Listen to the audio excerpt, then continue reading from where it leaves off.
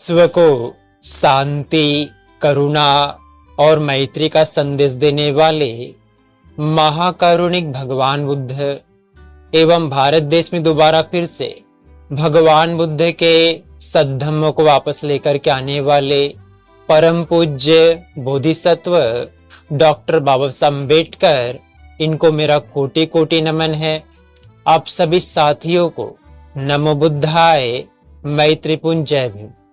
आज हम भगवान बुद्ध के गुणों के बारे में जानेंगे। कैसे भगवान बुद्ध के गुणों की हमें पूजा करनी चाहिए, कैसे उनके गुणों का स्मरण करना चाहिए, इसके बारे में जानेंगे।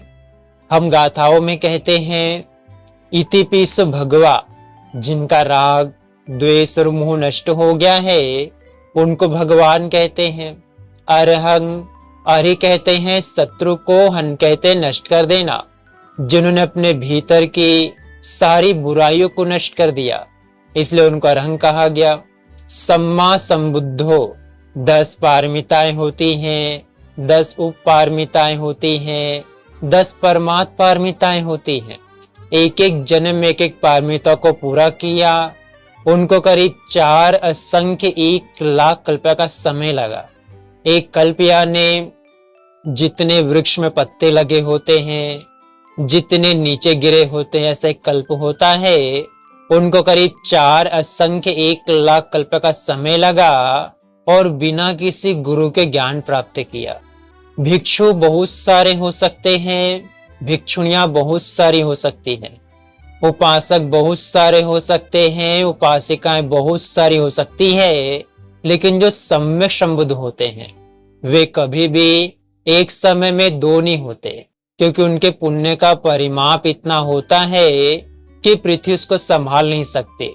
28 सम्यक संबुद्ध हुए हैं, लेकिन सभी अलग अलग अंतराल में अलग अलग समय में हुए हैं।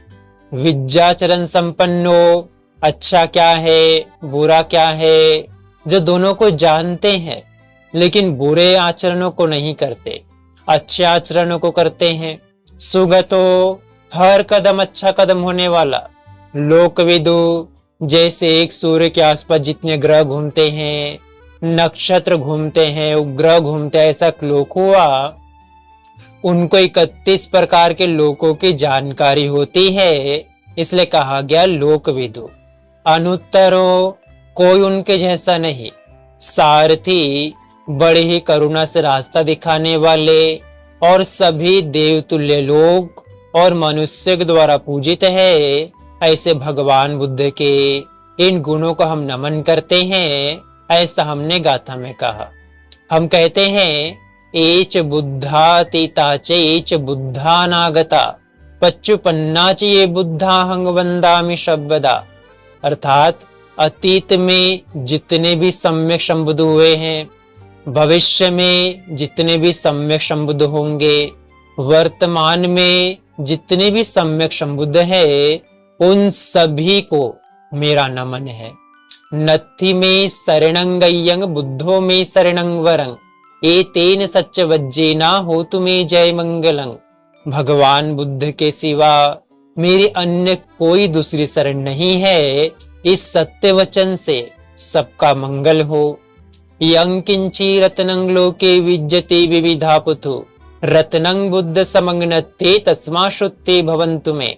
इस संसार में जितने भी सोने चांदी हीरे मोती गहने हैं, जितनी भी कीमती कीमती वस्तुएं हैं, उन सभी वस्तुओं में, उन सभी गहनों में, हीरों में, सोने चांदियों में, उन सभी से ज्यादा कीमती बुद्ध रत्न है।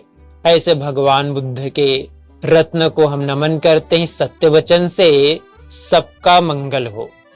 अगर अज्ञानतावश बुद्धो यो खलितो दोषो बुद्धो खमतो तम्ममं, अज्ञानतावश अगर हमसे शरीर, वाणी या मन से भगवान बुद्ध के प्रति कुछ भी गलत व्यवहार हुआ हो, या गलत बातें निकली हो, या अनादर हुआ हो, तो उसके लिए भगवान बुद्ध हमें क्षमा करे। ऐसे हम गाथा कहते हैं।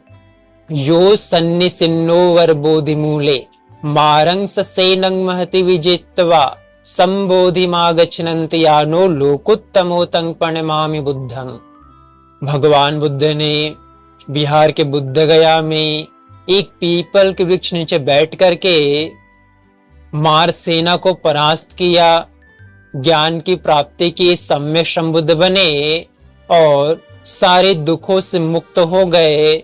ऐसे लोकनाथ, जगत के पूज्य महाकरुणिक तथागत भगवान बुद्ध को हम सभी श्रद्धा पूर्वक नमन करते हैं। ऐसा नमन करते हैं, ऐसे भगवान बुद्ध के इन सारे गुणों का स्मरण करते रहे, उन्हें नमन करते रहे। जब भी अवसर मिलता हो, जब भी समय मिलता हो, भगवान बुद्ध के इन गुणों को सुने और भगवान बुद्ध के गुणों का स्मरण करते रहे। इसी में मंगल समाया है। आप सभी लोगों ने बड़ी श्रद्धा पूर्वक भगवान बुद्ध के इन गुणों को सुना, उन्हें अभिवादन किया। इसलिए भगवान बुद्ध, उनके धम्म, उनके संग के प्रभाव के तेज से आपका, आपके परिवार के प्रत्येक सदस्य के जीवन का हर एक पल सुखपूर्वक बीते, प्रसन्नता पूर्वक बीते, मंगलमय हो, कल्याणमय हो। आप सभी सुखी रहे, स्वस्थ रहे, खुश रहे। आप सभी को सुख, शांति और सुकून प्राप्त हो जाए।